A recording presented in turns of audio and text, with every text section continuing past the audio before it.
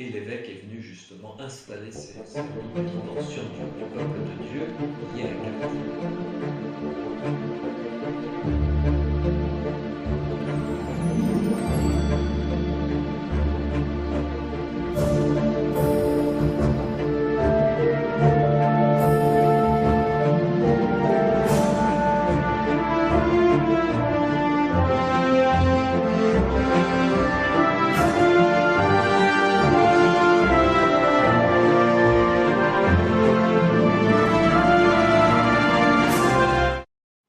Alors voilà, qui suis-je de cette manière? Bon, moi je suis un Parisien, un peu berrichon aussi.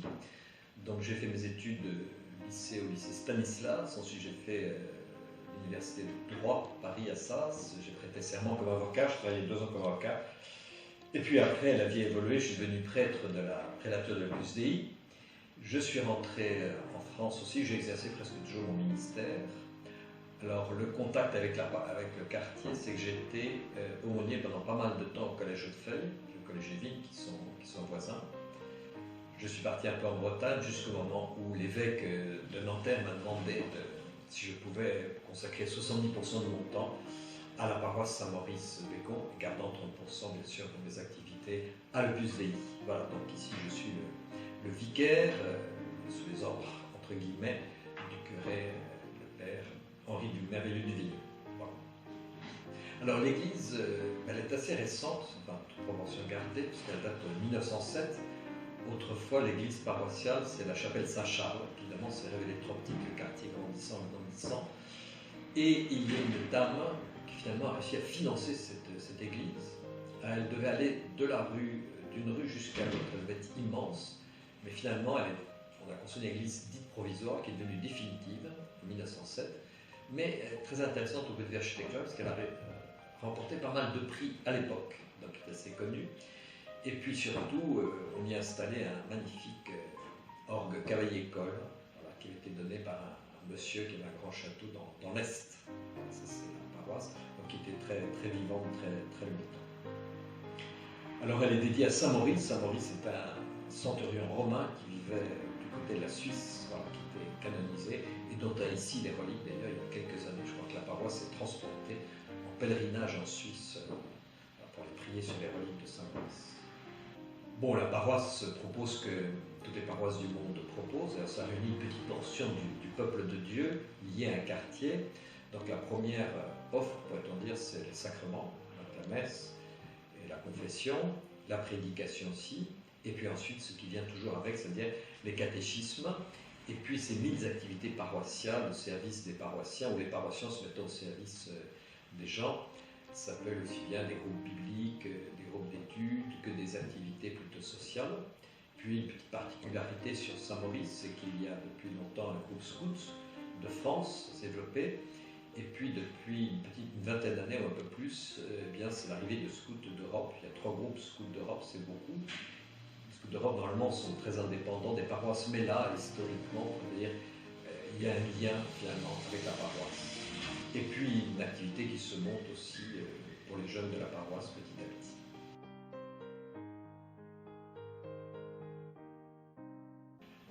Elle représente, d'abord c'est ma paroisse à laquelle l'évêque m'a demandé de me consacrer. Donc c'est là où j'exerce mon ministère et je partage avec le curé ce qu'on appelle le soin des âmes, la responsabilité des âmes, les âmes des paroissiens. Et puis aussi, de la paroisse dépend un lycée privé, Montalembert, 1500 élèves.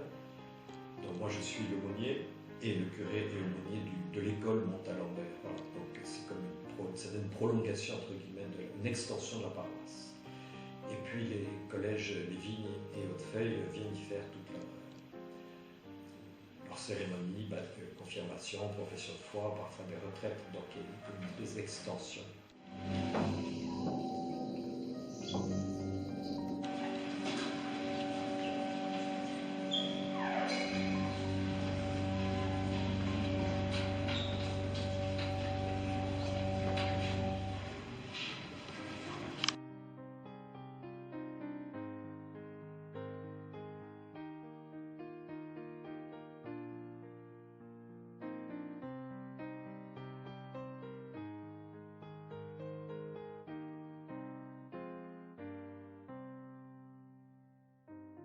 J'habite à Courbevoie depuis 17 ans et je fréquente la paroisse depuis 17 ans également. C'était la paroisse de ma famille depuis 1923 ou 1924. Donc il était logique que j'y vienne à partir du moment où j'habitais le quartier. Je fais essentiellement deux choses. D'une part, je suis membre de l'EAP, l'équipe d'animation pastorale. Et d'autre part, avec mon épouse, nous sommes responsables de la préparation au mariage. La paroisse est riche de toutes ces tendances. Nous avons beaucoup d'enfants, quelques jeunes, beaucoup de jeunes parents, et puis enfin beaucoup de personnes à la retraite qui viennent. Voilà. Et donc dans la notion de diversité, je mettrai également, j'ajouterai dans cette diversité, j'ajouterai qu'il y a aussi bien des paroissiens adeptes des idées des années 70 que des paroissiens plus jeunes qui sont peut-être un petit peu plus, aujourd'hui un petit peu plus tradis. Mais tout ça forme un ensemble qui est vraiment très intéressant et très riche. Eh bien, je m'appelle Régis de Villers, j'ai 44 ans et j'habite sur la paroisse depuis une dizaine d'années maintenant. J'ai 3 enfants et voilà, je suis marié à Servanne et on fréquente la paroisse, j'allais dire, régulièrement. J'ai été membre de l'EAP à un moment, mais voilà, j'ai arrêté il y a quelques années maintenant. Donc l'EAP, c'est l'équipe d'animation pastorale et c'est une des 2 instances qui aide le curé dans la gestion de la paroisse. Donc qui se consacre plus à la pastorale, l'autre étant le conseil économique, qui s'occupe plus voilà, des finances et de l'intendance. Voilà. Et là, l'équipe pastorale, elle aide le curé à déterminer les axes pastoraux de mission, ça va de la liturgie au social, aux œuvres, et d'insuffler avec le curé et de déployer la stratégie missionnaire d'une paroisse. Je suis surtout co-sacristain à Saint-Charles, qui est la 2e église de la paroisse, donc l'église principale Saint-Maurice, et puis Saint-Charles qui est du côté d'Asnières, et où il y a une messe le dimanche soir, et donc on a une petite équipe de sacristains, 6 ou 8, à se relayer pour préparer la messe du dimanche soir. C'est une petite paroisse qui a à mon avis, une belle richesse intergénérationnelle. On voit quand même beaucoup de personnes âgées, beaucoup aussi de familles et pas mal de poussettes. Donc voilà, assez intergénérationnel, avec des sensibilités à l'intérieur du catholicisme, à mon avis, assez variées aussi, et qui se réunissent. C'est toujours des sujets difficiles et clivants dans une paroisse. Et je trouve qu'on a une paroisse qui arrive à faire vivre des gens sans doute de sensibilités assez différentes, mais qui respectent le caractère géographique de la paroisse, qui vont là où Dieu les a mis, et qui participent, on le voit dans les personnes engagées dans la paroisse, des gens qui peut-être sans la paroisse ne se fréquenteraient pas pour des questions de génération, de sensibilité, de centre d'intérêt, de culture. Et donc ça, je trouve une paroisse assez riche à ce niveau-là. Je suis arrivée dans la paroisse en 2005, en emménageant ici à Courbevoie. Avec mon mari, nous avons 4 enfants, dont 3 sont déjà partis de la maison, on n'a plus qu'un petit dernier. Et donc ça va faire 18 ans qu'on est arrivé, qu'on fréquente la paroisse de Saint-Maurice. Alors actuellement, je fais partie de l'équipe des animateurs de chant. Alors nous, ce qu'on a apprécié dans cette paroisse, c'est l'accueil, l'accueil de toutes les générations. C'est-à-dire qu'on est arrivé il y a 18 ans, des jeunes enfants, on a été super bien accueillis par toutes les générations de la paroisse, la convivialité, et on a trouvé au sein de la paroisse un groupe d'amis voilà, avec qui on est ravis de revoir régulièrement. Il y aurait peut-être la veillée pascale, ensuite les fêtes paroissiales, où toute la paroisse, les forces vives de la paroisse se retrouvent aussi, c'est très sympathique. Parfois la messe interscout aussi, puisqu'une partie de la jeunesse, on peut se retrouver à 200-300 jeunes de toute obédience qui se rassemblent, et ça c'est très beau autour du Seigneur. Ça, c'est beau. En fait, ce qui a relancé ma pratique et le fait que je participe à la vie paroissiale, c'est le premier pèlerinage des pères de famille à Vézelay. Et je suis revenu avec l'idée qu'il était nécessaire de m'engager au profit de la paroisse. Voilà, parce que j'avais fait 2 très belles rencontres, peut-être une d'ailleurs plus importante que les autres, et il me semblait nécessaire de venir aider compte tenu de la richesse de ce que j'avais reçu. D'abord, j'ai rencontré des amis, beaucoup d'amis. Nous étions à l'occasion du premier pèlerinage, nous étions 50 hommes, environ 50 hommes. Voilà. Et sur les 50, il y en a 3 ou 4 ce sont des rencontres qui m'ont plus particulièrement marqué et qui sont des garçons avec lesquels voilà, nous sommes toujours amis 11 ans après ou 12 ans après. Je continue de voir, notamment. Voilà. Et puis j'ai fait une très belle rencontre à la basilique, puisque j'ai été particulièrement touché par la soirée d'adoration du samedi soir. Et c'est, je pense, cette soirée en fait qui encore une fois m'a amené ensuite à m'impliquer dans la vie de la paroisse. Il y avait eu l'inauguration de la restauration de Saint-Charles. L'église Saint-Charles qui est, contrairement à Saint-Maurice, est une église qui appartient à la mairie et donc dont la charge est à la mairie, a été restaurée, travaux d'embellissement principalement, de peinture, voilà, et puis tout un ensemble de restauration. Et donc il y avait eu une messe assez solennelle avec l'évêque, ça avait été suivi d'un dîner, et là c'est pareil, il y avait vraiment des représentants de beaucoup de services qui font dans la paroisse.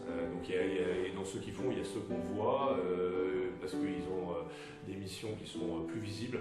Et puis il y a tous ceux qu'on ne voit pas, on ne sait même pas qui font ces missions. Et donc c'est ces moments-là aussi qui sont agréables autour voilà, du curé, de son vicaire, de l'évêque.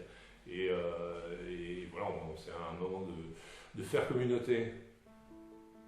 Alors nous, ce qui a été un événement très fondateur de la paroisse, ça a été d'abord le pèlerinage des pères de famille, que mon mari a commencé à faire au départ, c'était dans l'équipe. Et puis par la suite, le pèlerinage des mères de famille, qu'on a complètement lancé avec une équipe, on était plusieurs organisatrices, qu'on a lancé, alors c'était, je ne sais plus en quelle année, et par un hasard d'un mail reçu en disant il y a un pèlerinage qui s'organise à Vézelay pour les mères de famille, on a bouclé l'organisation en quelques semaines et on est parti avec un groupe de 25 mères de famille et ça a été une expérience formidable. En revanche, on était les seuls. Enfin, il y avait nous, mais il n'y avait pas vraiment un pèlerinage organisé. Donc l'année d'après, on s'est dit, on ne peut pas arrêter, on continue. Et donc on a organisé et fédéré d'autres groupes autour de ce pèlerinage des mères de famille, toujours avec des équipes d'organisation enrichies. Et là, on est parti avec un groupe de 50 mères de famille. On a doublé. Cette année-là, on avait la chance d'avoir 2 prêtres de la paroisse qui nous ont accompagnés. C'était aussi une expérience unique. Et le curé de l'époque, le père Jacques Mével, qui nous a demandé d'ancrer ce pèlerinage des mères de famille. Et donc on a créé avec un noyau de l'organisation du pèlerinage ici, une association qui regroupe tous les chapitres qui convergent de mères de famille qui convergent vers Vézelay. Et donc on a commencé à 2 chapitres et là, l'année dernière, on était presque à 20 chapitres et 300 pèlerines sur Vézelay. Voilà. Et ça, on était très très fiers que toute cette organisation-là est partie de Saint-Maurice.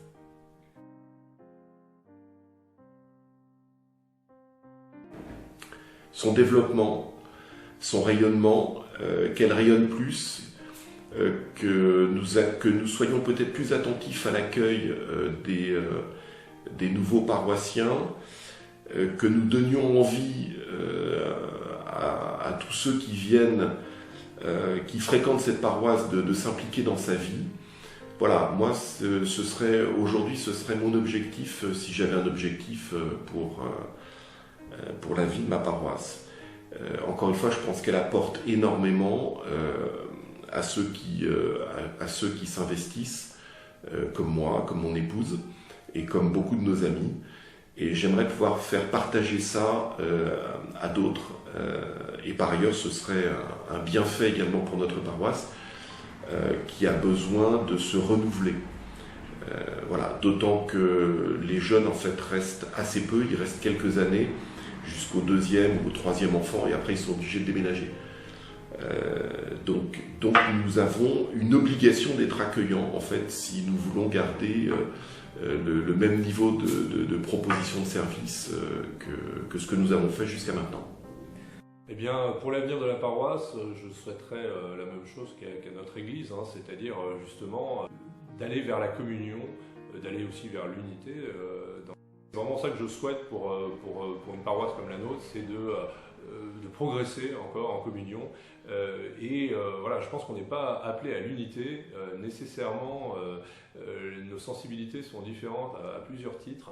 Il y a plusieurs demeures dans la maison du Père et ça ne doit pas être gommé à une unité qui serait sans doute sur elle-même d'une communauté qui se resserre mais qui exclut, mais vers vraiment une communion qui laisse les uns et les autres libres mais qui vit de la fraternité. Et voilà, et tout ça qui permet un élan missionnaire. Et puis je souhaite de la joie parce que voilà, c'est comme disait Nietzsche, je croirai à votre Dieu quand vous aurez des gueules de ressuscités. Eh bien voilà, ayons aussi un visage de ressuscité, soyons joyeux et je pense que ça sera un des principaux arguments pour la mission.